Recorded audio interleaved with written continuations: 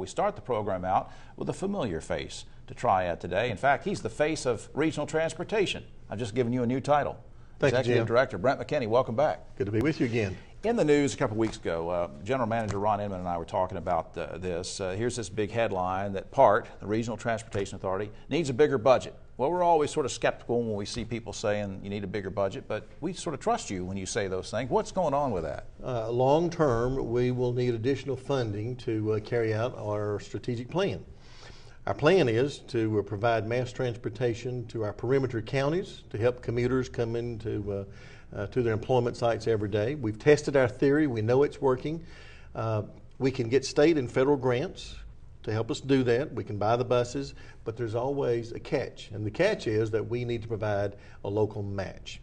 I didn't we will realize need that. a little bit larger revenue stream so that we can match the state and federal grants and implement our entire program. Because you don't want to throw away good opportunities like that. I won't go into all the percentages of what the matchings are, but when you can get state and federal help, you don't want to just toss that aside and not try to match it. I mean, that's a great opportunity. Jim, I always left to remind folks when we're talking about state and federal grants, that's our money. We have the opportunity to bring our money back home, whether it be from Raleigh or whether it be from Washington, Exactly. to meet our own transportation needs. The catch is that we do have to put up the local match. We have a little revenue stream, but long term, it is not going to be adequate to meet our needs. So that's what we were talking to our Board of Trustees recently. And speaking about. of the board, of course, you have representatives from all the counties who are members of PART and take part in this. How does that money come out? Does each county, and maybe this is confidential, I don't know, but does each county put up the same amount of money? Does Forsyth put up the same amount of money as say, Davidson would, or how does that work? No. When the Regional Transportation Authority was created by the General Assembly, 1997, they gave the Board of Trustees two ways of raising money for the local match. One of those is to levy a 5% tax on the gross receipts from rental cars. And the other one is to levy in $1 increments up to $5 per registered vehicle in each county.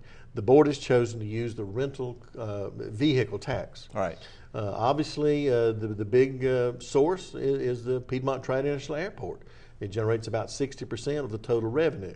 But because it's collected in one county, it doesn't mean that the vehicles that are actually rented are traveling to the other counties. I'm with you. So once you're in and you've taken that action, which Forsyth County has done, along with Guilford County, Surrey County, others are looking at it, all those county lines go away. That is our source of local match. You know, county lines really should go away in a lot of ways, I think. You know, theoretically, we should all be working together and pulling together like we are with this Heart of the Triad project. We only have a little bit of time left, but I know we've talked about it before. Now I sort of am gleaning that this is being scaled back a little bit so that we can fast track it more. What is that all about?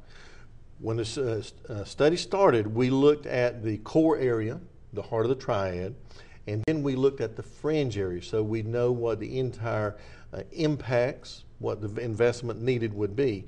We've done all of that, and now we're scaling it back down to about 6,300 acres. So all of that planning that was done on the perimeter of the 6,300 acres, right, that will be the responsibility of Guilford County and Forsyth County and Kernersville and High Point and so forth. Take care of that. So now we're focusing just on the core area, what we might do and benefit ourselves if we all work together just in a small area. Really going to create jobs. Do you have any, quickly before we run out of time, do you have any idea in the back of your mind how many jobs it might create in the long run to have that developed?